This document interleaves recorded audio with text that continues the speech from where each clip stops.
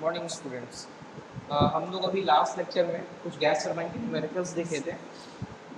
हम लोग अभी क्या करेंगे और गैस टरबाइन में कुछ और आगे थ्योरेटिकल कंसेप्ट भी होंगे, कैसे वर्क आउटपुट को हम बढ़ा सकते हैं या कुछ ऐसे टेक्निक्स जिसकी हेल्प से हम कंप्रेसर वर्क को रिड्यूस कर ले जाएं, तो उस पर थोड़ा हमारा फोकस रहेगा।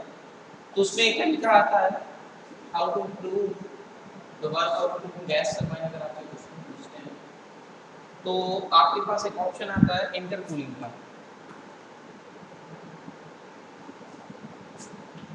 इंटरकूलिंग का इंटरकूलिंग आपसे जब पूछेगा देन आप क्या बता सकते हैं उसको। इंटरकूलिंग में क्या होगा, कंप्रेशन जो प्रोसेस होगा वो दो स्टेज में करेंगे। पहले थोड़ा सा कंप्रेशन करेंगे, देन उसको थोड़ा कूल करेंगे और फिर उससे कंप्रेशन करेंगे। उससे फायदा क्या मिलेगा हमको, एक बार कंप्रेशन करें, प्रेशर टेम्परेचर बढ़ाएं, देन फिर हम उसे रिड्यूस कर दें। ऐसा करने से फायदा क्या मिलेगा? ऐसा करने से फायदा ये मिलता है कि हम जो वर्क इनपुट है ना वो रिड्यूस कर देते हैं। वर्क इनपुट जो है वो रिड्यूस कर देते हैं। देखिए मैं एक डायग्राम बना कर दिखाता हूँ आपको कैसा इंटरकूलर का डायग्राम होना चाहिए। ठीक है, मैंने यहाँ पे इंटरकूलर लगाया। इंटरकूलर क्योंकि ये कंप्रेसर है तो टरबाइन से ही इसे पावर मिलने वाली है, तो ऑब्वियस सी बात यहाँ टरबाइन होगा। ये सारी चीज़ें बेसिक पहले ही क्लियर कर चुके हैं। ये कंप्रेसर है, ठीक। ये टरबाइन है, कौन सी टरबाइन? Gas turbine. ठीक है, ओके। ये तो एक प्रोसेस था। अब हमारे पास ये देखिए कि कूलिंग होने के, इंटरकूलिंग के बाद जब पहला एक्सपेंशन होगा देन हम क्या करेंगे कि आगे की तरफ मूव कराते थे, जो कि सर्किट हमारा कंप्लीट हो जाता था। ये सर्किट हम क्लोज में करते थे, बट हमारे साथ अब क्या करना है, अब कह रहे हैं कि नहीं, इंटरकूलर लगा करके जो प्रेशर और टेम्परेचर राइज हुआ है उसको थोड़ा कम करेंगे और अगेन कंप्रेस करेंगे। तो जब दोबारा कंप्रेस करेंगे तब हमारा काम टरबाइन से ना होकर के कंप्रेसर से होने लगेगा। तब हमारा काम टरबाइन से ना होकर के कंप्रेसर से होने लगेगा। इट मींस, बता रहा हूँ, देखिए कंप्रेसर, ठीक है, कंप्रेसर एक बार कंप्रेस किया, फिर इंटरकूलर लगाया, देन कंप्रेसर 2 पे आ गया। अगर हम इसे C1 मान लें तो ये कंप्रेसर 2 मान लेते हैं। ठीक है, कंप्रेस होने के बाद हाई प्रेशर स्टीम, जो भी आपके पास गैसेस है, एयर जिसे आपने यूज किया है, कहाँ जाएंगे? Combustion chamber. कंबशन चैम्बर अब क्या होगा, कंबशन चैम्बर में high pressure high temperature steam जो एयर आप इंट्रोड्यूस कराते हैं, इस कंबशन चैम्बर में हम एक कुछ अमाउंट ऑफ फ्यूल को स्प्रे करते हैं, कुछ अमाउंट ऑफ फ्यूल ऐड करते हैं। एयर और फ्यूल का जो मिक्सचर होता है वो फर्दर कहाँ जाता है? एक्सपेंशन में। इसका डायग्राम मैंने ऐसे बना दिया, दोनों सेम हो जाएगा, कोई दिक्कत नहीं है, बट सिंबॉलिक रिप्रेजेंटेशन है तो हम उसको ऐसे ही बनाते हैं। ठीक है,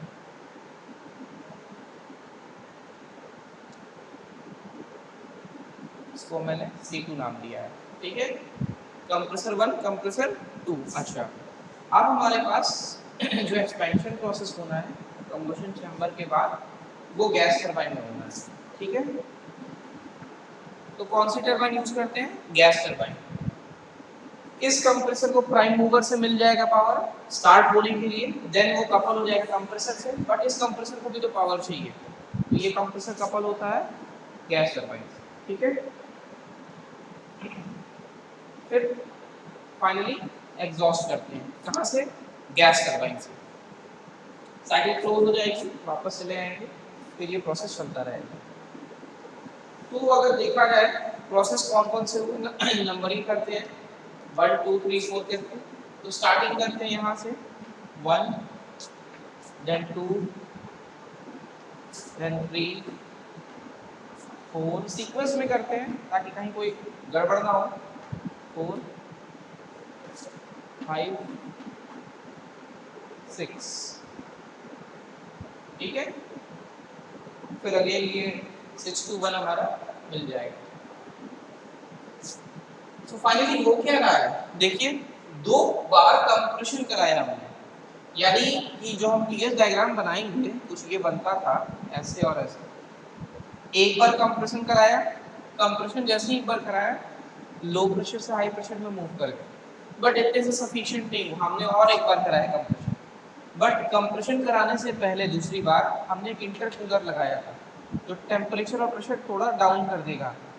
तो प्रेशर और टेम्परेचर डाउन करने का मतलब वो लाइन नीचे की तरफ शिफ्ट होगी तो नीचे आएगा, देन फिर ऊपर करेंगे क्योंकि दोबारा कंप्रेसर लगाया।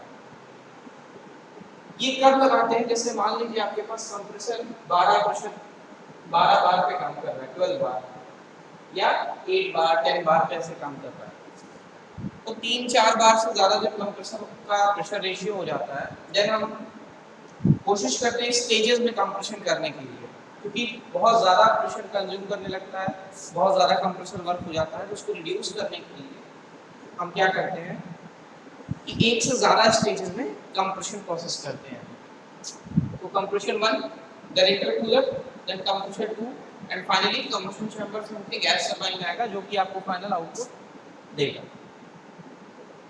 ठीक है, जो भी मिलेगा ये जनरेटर के थ्रू, यहाँ से जो भी आपने जनरेटर या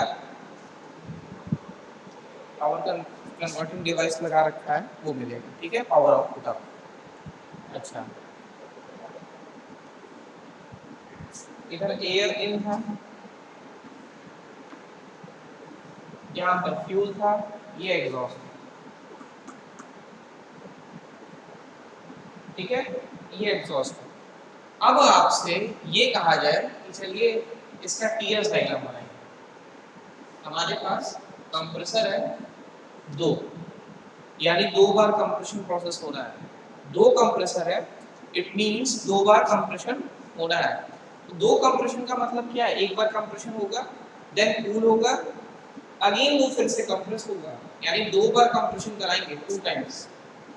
2 बार कंप्रेशन होने के बाद ही जो हमारे पास एयर का हाई प्रेशर टेम्परेचर पे एयर होगी वो हम फ्यूल के साथ मिक्स करेंगे जो कि बर्निंग करेंगे और गैस टरबाइन में एक्सपेंड करेंगे।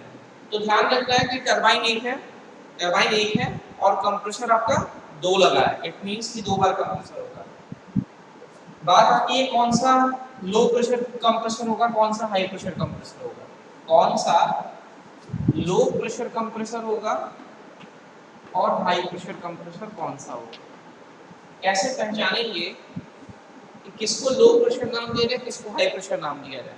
तो अभी हम लोग जब टीएस डायग्राम पढ़ेंगे तो उस टीएस डायग्राम में तो देख के आप इजीली बता सकते हैं एलपीसी और एचपीसी कौन सा है। इसमें बताना होगा, इसमें भी बहुत इजी है।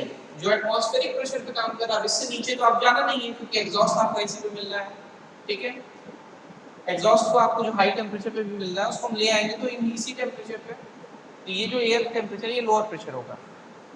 हायर प्रेशर आपका कंबशन चैम्बर के पास होता था, तो हायर प्रेशर के साइड में जो कंप्रेसर लगा होगा वो हाई प्रेशर कंप्रेसर होगा।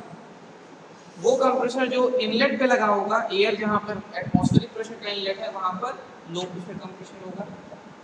तो नाम देने के लिए हमको जब नाम देना पड़ता है तो हम C1 को नाम देते हैं लो प्रेशर कंप्रेसर और C2 का नाम देते हैं हाई प्रेशर कंप्रेसर। ठीक है, ओके। अब मैं टीएस डायग्राम बना रहा हूँ। ओके, इसको मैं मिटा करके टीएस डायग्राम बनाता हूँ।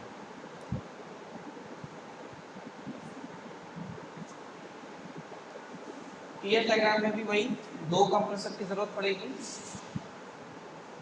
और एक टरबाइन।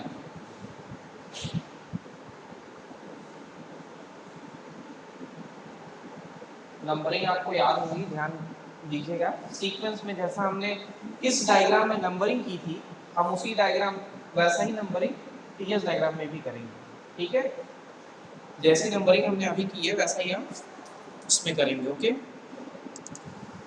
ओके, तो हमारे पास जो टीएस डायग्राम होगा वो कैसा होगा वो देखिए।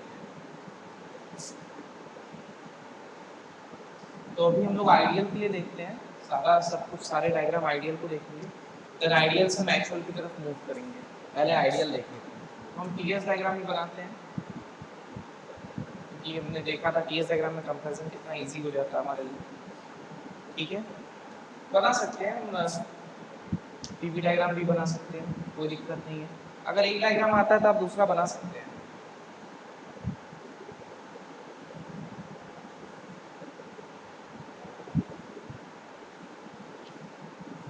ऐसी कुछ लाइंस होती हैं कांस्टेंट प्रेशर वाली, ये लाइन जैसे जैसे आगे बढ़ती है ना, वैसे वैसे उधर डाइवर्ज होती जाती है, राइट साइड में लेफ्ट टू राइट जब मूव करते हैं देन डाइवर्ज होती जाती है लाइन, और जब लेफ्ट आते हैं ये कन्वर्ज होती चली जाती है। पहले हम बनाते थे कुछ इस तरह, क्यों?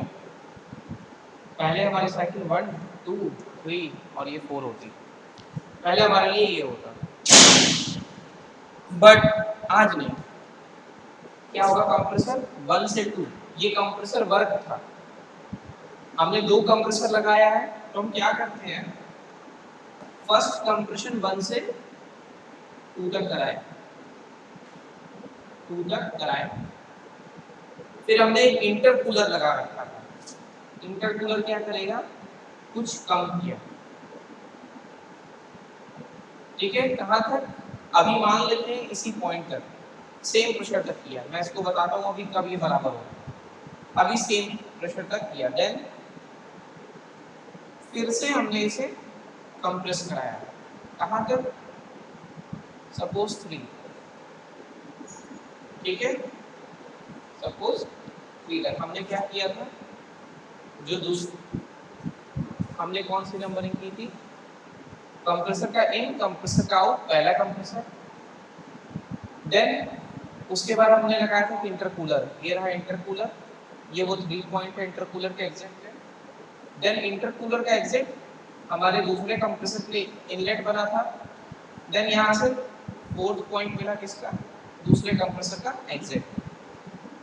आप ये देखिए, ये वाला एरिया और ये वाला एरिया, इन दोनों में किसमें वर्क ज्यादा लगेगा? पहले वाले में वर्क ज्यादा लगेगा, क्यों? क्योंकि ये डाइवर्जिंग सेक्शन है। हम क्या करते हैं, इस सेक्शन में जो डाइवर्जिंग सेक्शन में जो कंप्रेसर वर्क ज्यादा लग रहा था, वो कम करने के लिए हमने कंप्रेसर को कूल किया और फिर कंप्रेस कराया, तो सिर्फ स्लाइट अमाउंट ऑफ कूलिंग और कूलर कंप्रेशन की जरूरत पड़ती है।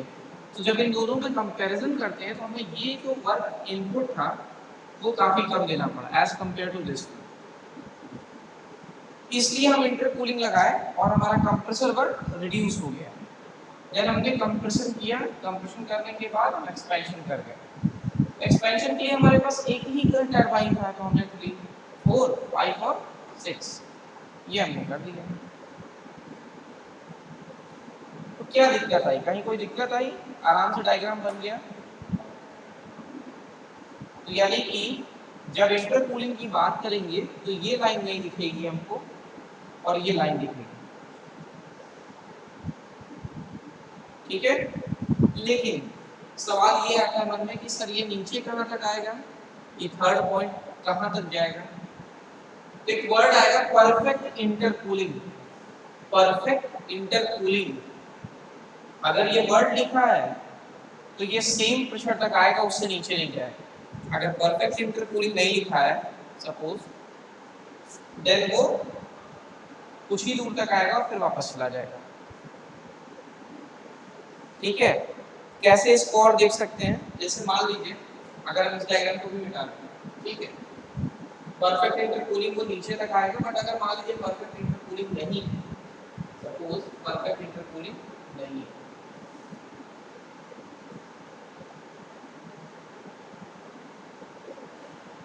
एक बार कंप्रेशन करेंगे, ये तो क्लियर है, क्यों? एक बार कंप्रेशन करेंगे 1 से 2, ये तो क्लियर, 1 से 2 कुछ कूल होना है, कुछ कूल होना है, हम कुछ कूल मानते हैं, नहीं नीचे तक नहीं जाएगा, कुछ कूल इसी पॉइंट पे होगा, प्रेशर चेंज नहीं करेंगे। अगेन फिर से मैंने वर्क दिया, तो ये वर्क, अब इस वर्क के कंपैरिजन में फिर ये वर्क कम हो गया, तो जो हमने वर्क को कम किया है, वर्क को कम किया है एज कंपेयर टू दिस, इसकी वजह से कंप्रेसर वर्क रिड्यूस हुआ, यानी कि 2 1 से 2 कुछ इंटरकूलिंग लगाया तो 3, देन 4, देन अगेन 5 एंड 6। 1 से 2 हमारा कंप्रेसर 1 जो कि लो प्रेशर कंप्रेसर होगा। क्यों? क्योंकि हमने लो प्रेशर पे कंप्रेसर लगा रखा है। 3 से 4 अगेन कंप्रेशन किया। कौन सा compressor? High pressure compressor. Again हमने कंप्रेस किया। तो हम परफेक्ट इंटरकूलिंग की बात ही नहीं की। अगर हमने सिंपल एक इंटरकूलर लगाया है, देन इस केस में डायग्राम ये मिल गया। परफेक्ट इंटरकूलिंग करते तो ये और नीचे आता, बट ऐसा नहीं हुआ कि परफेक्ट इंटरकूलिंग यहाँ नहीं, तो ये डायग्राम मिला। ये एक्चुअल है। अगर आपसे बोला जाए इसका फॉर्मूला बताइए कि इनपुट और आउटपुट के केस में क्या लिखेंगे, तो मैं इसको प्रेशर नाम दे दूं P1 P2 P3, P1 P2 P3। High pressure, low pressure है, intermediate pressure. High pressure, low pressure है, इंटरमीडिएट प्रेशर। ठीक है। कंप्रेसर वर्क की बात करें, किधर है कंप्रेसर? लेफ्ट साइड में। मैंने आपको बोला था क्या, टेम्परेचर डिफरेंस कैसे लेते हैं, this minus this plus this minus this. तो आइडियल के केस में लिख रहा है,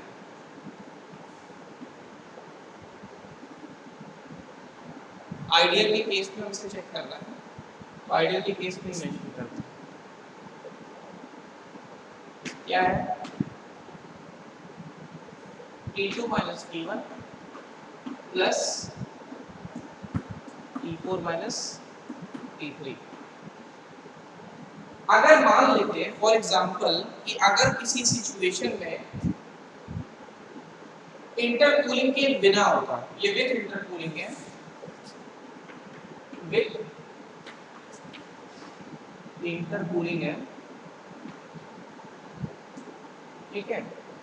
हम मान लेते हैं विदाउट इंटरकूलिंग, जो आप ऑलरेडी देख चुके हैं।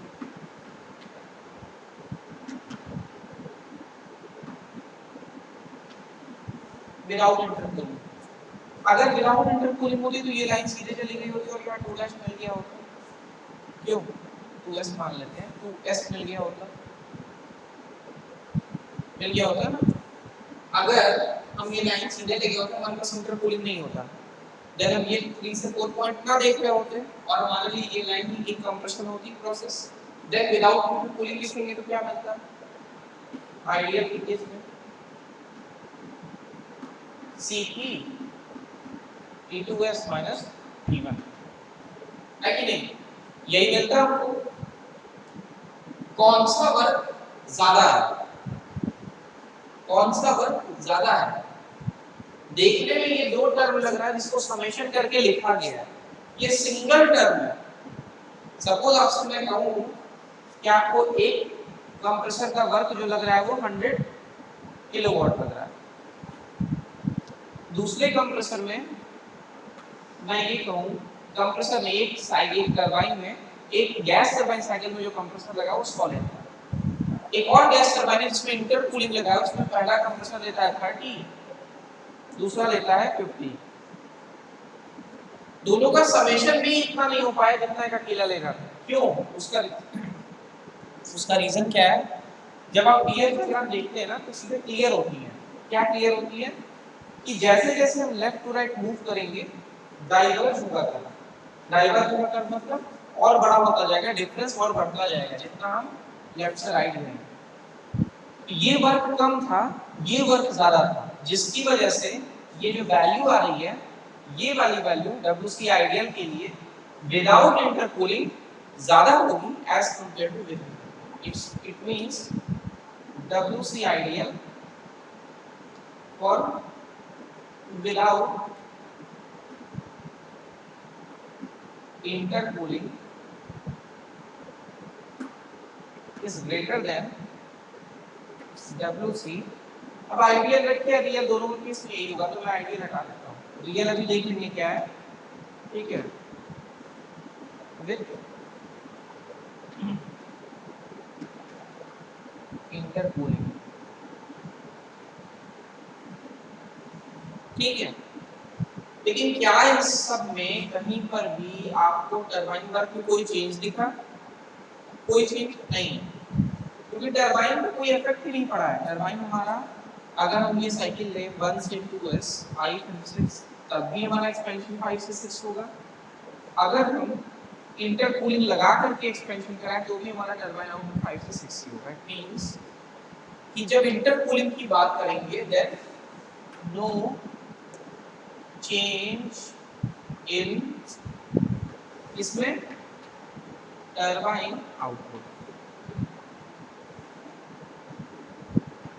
यानी कि WT हमारा कितना मिला, WT कितना मिला, WT 5 से 6 है, इसको हम लिख सकते हैं CP T5 minus T6, है कि नहीं? हम लोग ये लिख सकते हैं। अब हमको W नेट निकालना हो तो हम क्या करेंगे, W नेट निकालना हो तो हम क्या करेंगे, W नेट निकालना हो तो टरबाइन माइनस, बताइए अगर W नेट निकालना हो तो टरबाइन माइनस पंप, यही करेंगे और तो कोई रास्ता है नहीं, ठीक है। Turbine minus pump, turbine constant है, तो अगर हम W नेट की बात करें WT minus W, sorry compressor not pump, bar bar pump की याद आता है जब से लाइन डायनामिक प्रैक्टिस करते हैं।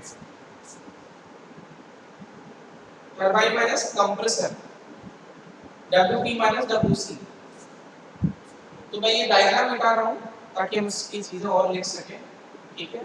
तो कोई आउटपुट में चेंज तो नहीं आ रहा है, क्यों, कोई आउटपुट में चेंज तो नहीं आ रहा है।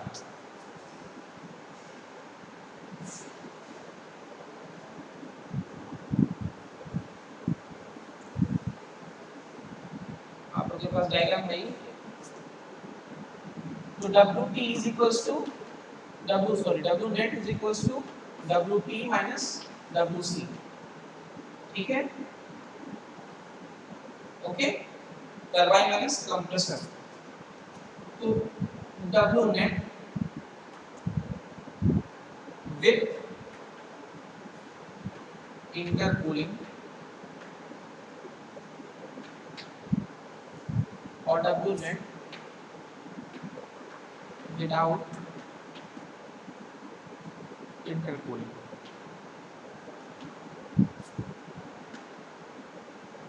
कौन सा ज्यादा होगा, कौन सा ज्यादा होगा, W net with intercooling या W net without intercooling? कैसे कैसे कहा मैंने कि W net with intercooling is greater than W net without intercooling? सिर्फ और सिर्फ वो जो टेम्परेचर डिफरेंस हमने अभी कैलकुलेट किया है ना, ये WC, इसकी वजह से। देखिए फॉर्मूले से भी आप डायरेक्टली देख सकते हैं कि WT माइनस WC की बात की गई है कि नहीं। तो जब WT माइनस WC की बात करेंगे इसका मतलब ये है कि हमको कंप्रेसर वर्क पे फोकस करना होगा, है कि नहीं। अब जब भी कंप्रेसर वर्क पे फोकस करेंगे हमको डिफरेंस निकालना ही पड़ेगा। कंप्रेसर वर्क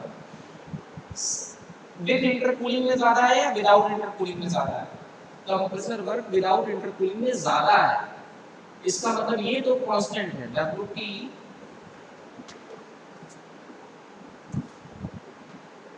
यही लिखा है ना यहाँ पे, इसमें क्या है WC ये कांस्टेंट है, टरबाइन वर्क में कोई चेंज नहीं आया है, WT कांस्टेंट है, WC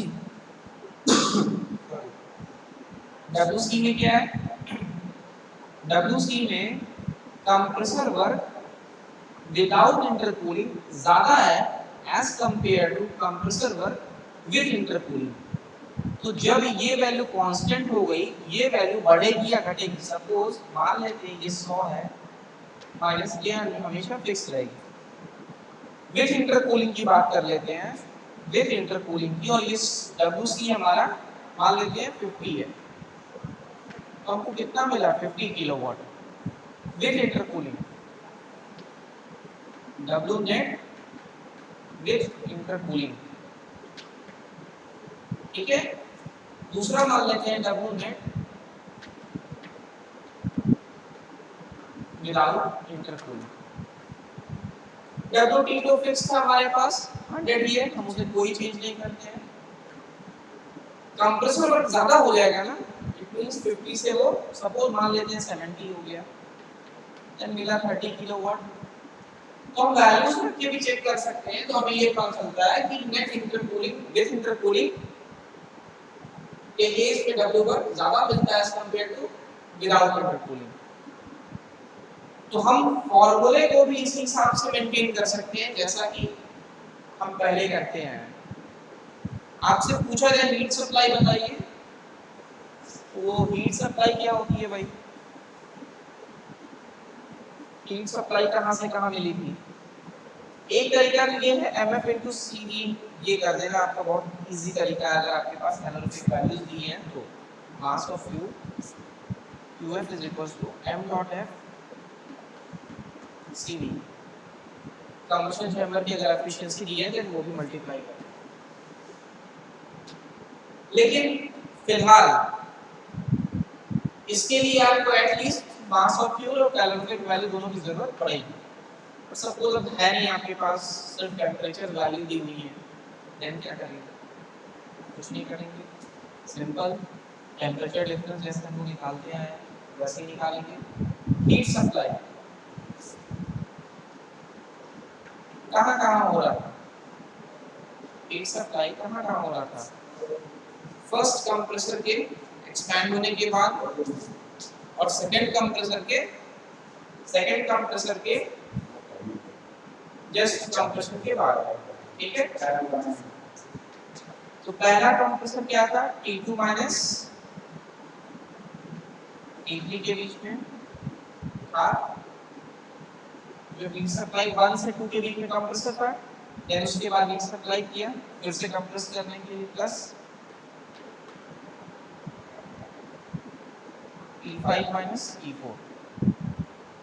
आप देखिएगा, आप जो आपके पास डायग्राम होगा TS डायग्राम, उसमें देखिएगा हीट सप्लाई की वैल्यू जो है वो कितनी है? दो स्टेज में हो रहा है, जिसकी वजह से कंप्रेसर की जो हीट सप्लाई की जो वैल्यू है वो दो स्टेज में लिखी गई है, ठीक है। अच्छा, तो इससे क्या मिलेगा हमको? हीट सप्लाई मिलने से हम एफिशिएंसी कैलकुलेट कर सकते हैं, work done upon heat supply. CP already consider करना ही है, नॉर्मली ये एक आइडियल कंडीशन में लिखते हैं। अभी हम लोगों ने आइडियल देखा था, कल लोग इसी का एक्चुअल देख लेंगे। तो 2 की जगह 2 डैश हो जाएगा और 4 की जगह 4 डैश करेंगे, सेम फार्मूला आप वैसे डायरेक्ट कर लेंगे। तो heat supply Cp T2 minus T3 plus Cp T5 minus T4, ठीक है। तो अगर आपसे पूछा जाए एफिशिएंसी कितनी होगी, थर्मल एफिशिएंसी, तो आप बोलते हैं W net upon heat supply. W net कौन सा होगा? हम चूंकि इंटरकूलिंग कर रहे हैं तो इंटरकूलिंग वाला ही W net रखेंगे अपॉन हीट सप्लाई।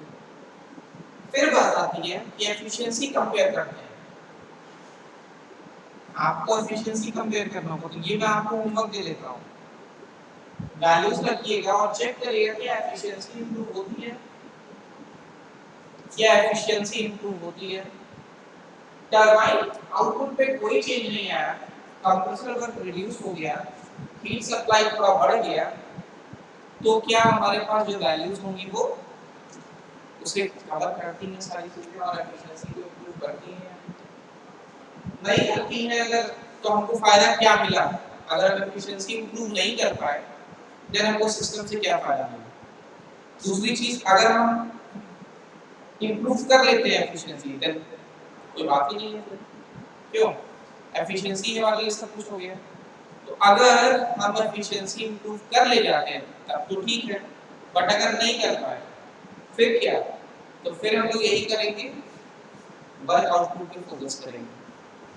तो आपको ये ध्यान रखना है कि एक्चुअल में हमारा फोकस एरिया है क्या, एफिशिएंसी या वर्क आउटपुट, ठीक है।